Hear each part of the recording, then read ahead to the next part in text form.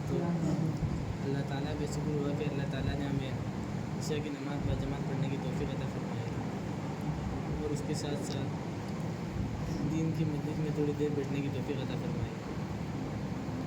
اللہ تعالیٰ کے دین کی مجلس پر بیٹھنے کے بہت بڑے وعدے ہیں۔ ایک فرشتہ جہاں پر بھی دین کی مجلس بیٹھتی ہے تو ایک فرشتہ اعلان کرتا ہے کہ مجلس والوں تمہاری اللہ تعالیٰ نے مغفرت کر دی، اور اللہ تعالیٰ نے ہم سبوں کی کامیابی اپنے مبارک دین میں رکھی ہے۔ جس کی بھی زندگی میں دین ہوگا اللہ تعالیٰ اس کو دنیا اور آخرت میں کامیاب کریں گے، اور جس کی بھی زندگی میں دین نہیں ہوگا اللہ تعالیٰ اس کو دنیا اور آخرت میں ناکام کریں گے۔ اللہ تعالیٰ کے پاس اس دنیا کی کوئی قیمت نہیں۔ اگر اللہ تعالیٰ کے پاس کسی چیز کی قیمت ہے تو صرف ایک ایمان والے کی قیمت ہے۔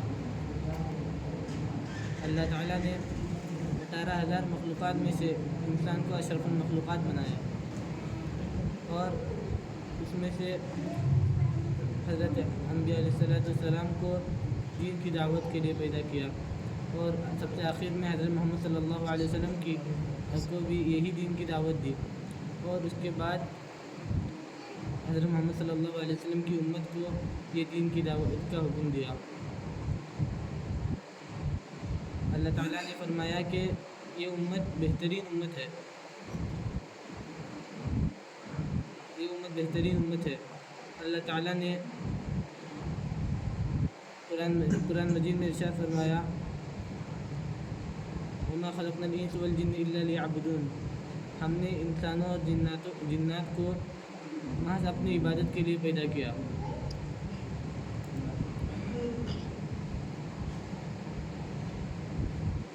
ایک مرتبہ حضرت نوح علیہ السلام کے پاس ایک عورت آتی ہے اور کہتی ہے کہ میرے کم عمر بچے کا انتقال ہو گیا، تو حضرت نوح علیہ السلام اس کے پاس پوچھتے ہیں کہ کتنے سال کا تھا، تو عورت کہتی ہے یہی کچھ 250 سال کا تھا۔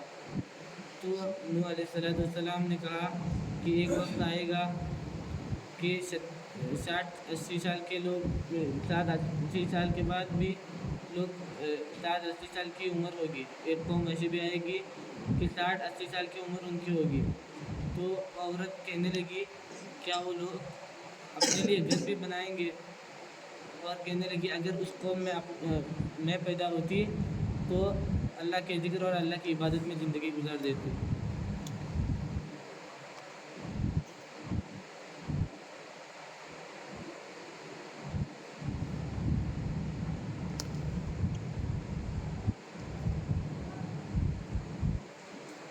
ایک مرتبہ حضرت سلیمان علیہ السلام کو اللہ تعالیٰ نے اتنی بڑی حکومت دی تھی کہ عواموں پر بھی ان کا حکم چلتا تھا، دنیا کی تمام مخلوقات ان کے حکم کے تابع تھے۔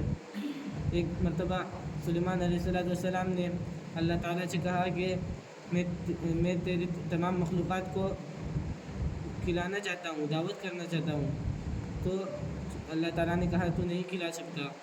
تو انہوں نے ضد کی کہ میں کھلاؤں گا، تو اللہ تعالیٰ نے ان کو اجازت دے دی۔ تو انہوں نے 1 مہینے تک تمام انسان و جنات نے مل کر کھانا بنایا، اور اللہ تعالیٰ سے کہا کہ میں کہاں سے شروع کروں، تو اللہ تعالیٰ نے کہا کہ مچھلیوں سے شروع کر۔ تو تب سلیمان علیہ السلام نے مچھلی کو کھلانے کے لیے گئے، تو ایک مچھلی آئی اور وہ 1 مہینے کا جتنا بھی کھانا تھا وہ پورا کھا لیا، اور کہنے لگے سلیمان علیہ السلام تو نے تو مجھے آج بھوکا مار دیا، اللہ تعالیٰ تو مجھے ایسے 3 لقمے کھلا دیتے، تو نے 1 لقمہ کھلا دیا۔ تو اللہ تعالیٰ سمندر کے اندر بھی اتنی مچھلیاں جو ایک مہینے میں مل کر کھانا بنایا تھا وہ اس کے لیے کم تھا، تو اللہ تعالیٰ ان کو کیسے کھلاتے ہیں؟ اللہ تعالیٰ پانی کے اندر کوئی سوچ بھی نہیں سکتا کہ کیسے کھلاتے ہیں، ویسے ہی اللہ تعالیٰ انسان کو پھر بھوکا مار دے گا؟ نہیں نا، ایسے ہی انسان مال کے پیچھے پڑا ہے، رزق کے پیچھے پڑا ہے، اللہ تعالیٰ نے انسان کو اپنے دین کے لیے، اپنی عبادت کے لیے پیدا کیا. یہ تو کھانا پینا یہ تو ضرورت ہے، لیکن کام تو اصل عبادت ہے، دین کی دعوت دینا ہے. جب حجۃ الوداع کے موقع پر 1,24,000 صحابہ کرام موجود تھے، اور ابھی مدینے میں صرف 10,000 صحابہ کرام کی قبریں موجود ہیں. تو باقی سب صحابہ کرام اللہ کی دعوت کے لیے دور دور چلے گئے. تو ہمیں بھی ان کی اتباع کرتے ہوئے اللہ کے راستے میں چلنا چاہیے، دور اور دیر کے لیے چلنا چاہیے. تو ہمارے بڑے فرماتے ہیں کہ اس کے لیے آسان کام ہے کہ زندگی میں ایک بار 4 مہینے لگائے، اور سال میں ایک بار چلہ لگائے، اور مہینے میں ایک بار 3 دن لگائے. اس کے لیے سب تیار ہیں.